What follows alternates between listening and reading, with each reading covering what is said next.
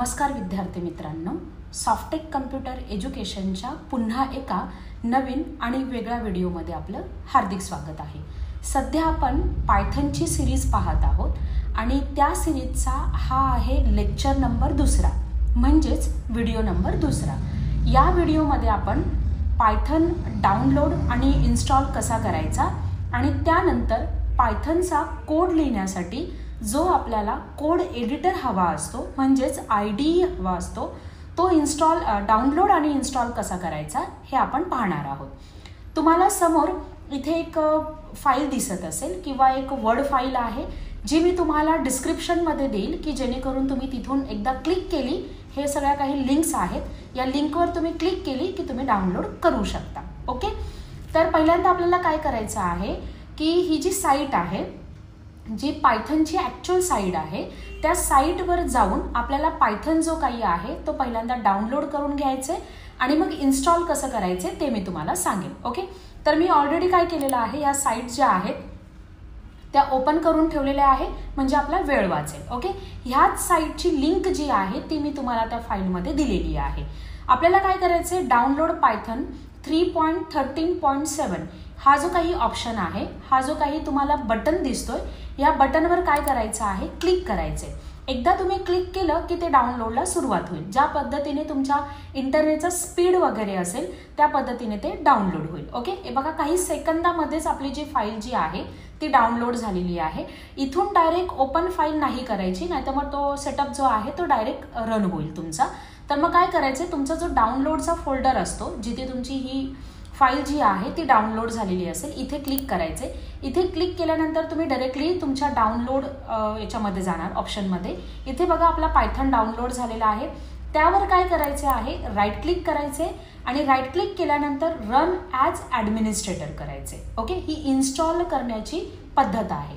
तर मग मी run as ॲडमिनिस्ट्रेटरवर click केलं। क्लिक केल्यानंतर तुमच्यासमोर हा एक डायलॉग बॉक्स येणार, ज्याच्यामध्ये तुम्हाला हे दोन ऑप्शन्स दिलेले असतात। हे दोन्ही ऑप्शन्स तुम्हाला टिक करायचे आहेत। हे कधी कधी काही मशीनमध्ये ऑटोमॅटिक टिक असतो, पण हा ऑप्शन मात्र टिक नसतो। हा ऑप्शन तुम्ही टिक करायचे। जर तुम्ही हा ऑप्शन टिक नाही करत आहे तर प्रॉब्लेम एकच होतो की पायथनला जो पाथ द्यावा लागतो तो पाथ तुम्हाला काय करावा लागेल, मॅन्युअली सेट करावा लागेल। म्हणून हे दोन्ही काय करायचे, सिलेक्ट करायचे। सिलेक्ट केल्यानंतर इन्स्टॉल नाववर क्लिक करायचे की तुमचा पायथनचा जो काही सेटअप आहे तर रन होण्यासाठी म्हणजे सुरुवात होईल। ओके, काही सेकंदच लागतील, मी असं सांगेल तुम्हाला। याला जास्त काही वेळ नाही लागत आहे, फक्त तुमच्या स्पीडवर, इंटरनेटच्या स्पीडवर, तुमच्या मशीनवर हे सगळं डिपेंड असतं। बाकी याला काही सेकंदामध्येच तुमचं जे काही पायथन आहे तो तुमचा इन्स्टॉल होईल। पायथन तुमचा इन्स्टॉल झालेला आहे। इथे बघा तुम्हाला एक मेसेज दिसत असेल, सेटअप वॉज सक्सेसफुल। ओके, आता आपण याला क्लोज करणार आणि जसं मी पुन्हा माझी वर्डची फाईल ओपन करते, यामध्ये मी काही स्टेप्स दिलेल्या आहेत। पहिली स्टेप, वेबसाईटवर जायचे, मग डाउनलोड पायथन करायचे आणि मग तो लेटेस्ट व्हर्जन जो काही असेल तो। लक्षात असू द्या, हे फक्त व्हर्जन चेंज होत राहतं, हां, बाकी काही चेंज होणार नाही आहे। भले मग माझा व्हिडिओ तुम्ही कितीही दिवसांनी पाहिला आणि जर व्हर्जन चेंज झालं असेल तर प्रश्न नका पडून देऊ की अरे अगोदर इथे जो आहे तो पायथनचा व्हर्जन वेगळा आहे आणि इथे, तर त्याच्यामध्ये सुद्धा मी जे तुम्हाला काही पुढे शिकवणार आहे ते सगळं त्याच्यामध्ये वर्क करेल। ओके, पुढची आपली प्रोसेस आहे की तो इन्स्टॉल झाल्यानंतर आपल्याला व्हेरीफाय करायचे। 5th नंबरची जी काही स्टेप्स आहे त्यामध्ये की आपल्याला व्हेरीफाय करायचंय की आपल्या कम्प्युटरमध्ये पायथन इन्स्टॉल व्यवस्थित झाला आहे की नाही आहे। सिंपल आहे, काय करायचे, कमांड प्रॉम्प्ट ओपन करायची आहे आणि त्या कमांड प्रॉम्प्टमध्ये तुम्हाला लिहायचे Python space dash dash 2 time dash द्यायचे आणि लिहायचे व्हर्जन। ओके, आपण करून बघूया। मग मी ते सर्चमध्ये आली, सर्चमध्ये आल्यानंतर मी इथे लिहिते कमांड प्रॉम्प्ट।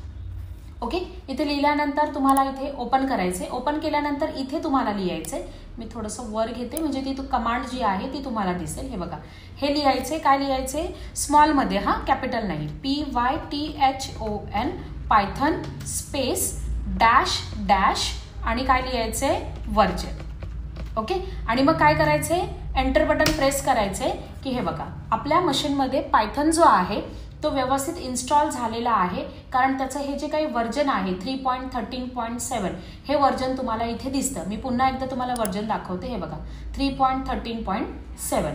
म्हणजे अशा पद्धतीने याने तुम्हाला क्लिअर होतं की तुमच्या कम्प्युटरमध्ये पायथन जो आहे तो व्यवस्थित इन्स्टॉल झालेला आहे. ओके, आता आपली पुढची स्टेप आहे. पुढची काय स्टेप आहे की आपल्याला IDEचं फुल फॉर्म काय आहे, इंटरग्रेटेड, इथे मी लिहिलेलं आहे बघा, इंटरग्रेटेड डेव्हलपमेंट एन्व्हायरमेंट. ओके, म्हणजेच काय, शॉर्टकटमध्ये सांगायचं तर त्याला म्हणतात ते कोड एडिटर. म्हणजे आपण जे पायथनचे जे काही प्रोग्राम लिहिणार आहोत किंवा पायथनचा जो काही कोड लिहिणार आहोत तो लिहिण्याचं हे एक माध्यम आहे.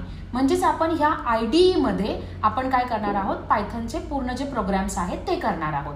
या ट्युटोरियलसाठी किंवा ह्या लेक्चरसाठी मी VS कोड वापरणार आहे. VS कोड म्हणजेच काय, व्हिज्युअल स्टुडिओ कोड. ओके, तुम्हाला जर हवा असेल तर तुम्ही वेगळा कोड सुद्धा वापरू शकता, IDE वापरू शकता. मग कोणते कोणते पॉप्युलर IDE आहेत ते सुद्धा मी इथे मेन्शन केलेत. VS कोड आहे, पायचार्म आहे, ज्युपिटर नोटबुक आहेत आणि अजून बरेच आहेत. पण यापैकी तुम्ही हे 3 जे आहेत ते पॉप्युलर आहेत. यापैकी तुम्ही कोणताही जो काही IDE आहे, जो कोड एडिटर आहे तो तुम्ही तुमच्या प्रॅक्टिससाठी वापरू शकता. ओके, आता पुढची आपली स्टेप आहे की व्हिज्युअल स्टुडिओ जो आहे तो आपल्याला काय करायचा आहे, डाउनलोड करायचं. ही लिंक मी तुम्हाला देणार आहे. ही लिंक नाही देणार आहे, तर ही जी पूर्ण फाईल आहे ती मी तुम्हाला डिस्क्रिप्शनमध्ये देते. तिथून तुम्ही ती डाउनलोड करा, म्हणजे हे कायम तुमच्यासोबत राहील. ओके, मग मी ऑलरेडी ओपन करून ठेवलेला आहे. हीच ती लिंक आहे जी मी कॉपी करून तिथे टाकलेली आहे. आता आपल्याला कुठे क्लिक करायची, विंडोज, जसं तुमची मशीन असेल त्या पद्धतीने तुम्ही काय करायचे, तो VS कोड जो आहे तो तुम्हाला डाउनलोड करून घ्यायचे. ओके, तर मग ह्या ऑप्शनवर मी क्लिक केलं. क्लिक केल्यानंतर आपलं डाउनलोडिंग जे आहे ते स्टार्ट होईल आणि याचं सुद्धा काही सेकंदामध्येच VS कोड जो आहे तो आपला डाउनलोड होऊन जाईल. पुन्हा सांगेल, इंटरनेटवर डिपेंड असतं. जसं इंटरनेटचं स्पीड असेल त्या स्पीडनुसार तुमची प्रत्येक गोष्ट जी आहे ती डाउनलोड होत असते. ओके, आता आपलं हे जे काही VS कोड जो आहे तो आपला डाउनलोड झालेला आहे. पुन्हा मग मी त्याच्या फोल्डरमध्ये जाणार. फोल्डरमध्ये इथे बघा तुम्हाला दिसत असेल VS कोड वगैरे. मग यावर काय करायचे, पुन्हा राईट क्लिक करायचे. राईट क्लिक केल्यानंतर रन ॲज ॲडमिनिस्ट्रेटर करायचे. तुम्ही डायरेक्टली रन केला तरी चालेल, पण ही जी काही आहे, हा जो काही आहे तो स्मार्ट वे आहे. ओके, मग रन ॲज अ ॲडमिनिस्ट्रेटर करायचे. Run as a administrator